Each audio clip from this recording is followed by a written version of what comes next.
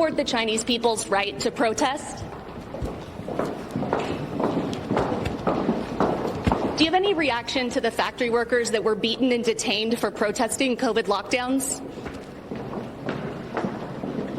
Do you regret restricting airdrop access that protesters used to evade surveillance from the Chinese government? Do you think it's problematic to do business with the Communist Chinese Party when they suppress human rights?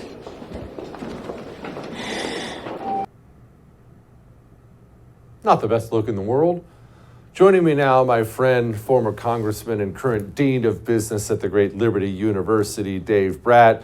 Congressman, okay, obviously not a great look for Tim Cook. I about called him Tim Apple. I about called him Tim Apple the same way Trump did. Remember when Trump called him Tim Apple? I almost just called him Tim Apple on the show. All right, for Tim Cook, it's not a great look, but he's sadly not alone. Can you explain, you take it away, Dean, can you explain how in the world we allowed so much of American industry to get so in bed with our enemy? Yeah, well, maybe three big reasons. First reason, they got 1.4 billion customers. That's a big deal. Second reason, they got a $15 trillion economy that was growing at 8 or 9%. Now they're cracking up, right? If you haven't followed that out there, go to YouTube and just Google China economic disaster. And it's shocking what's going on. I could spend a half hour on that one. And then three, the first two wouldn't matter if you had any moral fiber in this country anymore. But the CEO, that clip you showed, is just ice. It's just ice in the veins. The Judeo-Christian tradition, the warmth, the love of humanity. The liberals are no longer liberal. You used to count on the Kennedys or the liberals to step up on this kind of thing. The leftists are just all on Marxists right now.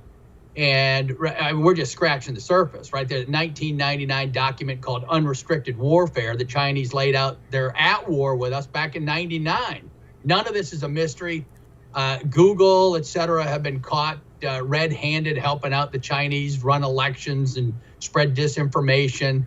The Chinese funding is pervaded everything, right? The State Department, U.S. universities, right on down. So, but the big three is just our U.S. self-interest, like you said, and our CEOs are selling out their own country, and there's no one left to hold them morally responsible, which is the major problem this country now faces. When did this begin, Dave? When did we start shipping all of our industry to China? Yeah, well, the moral piece started in the 60s, right? And then since the Enlightenment, there's been an attack on religion, et cetera.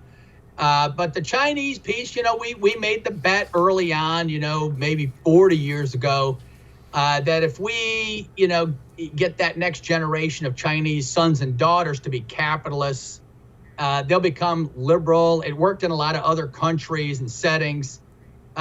And it never happened. We just underestimated the evil element inside the CCP. So we're not talking about the Chinese people.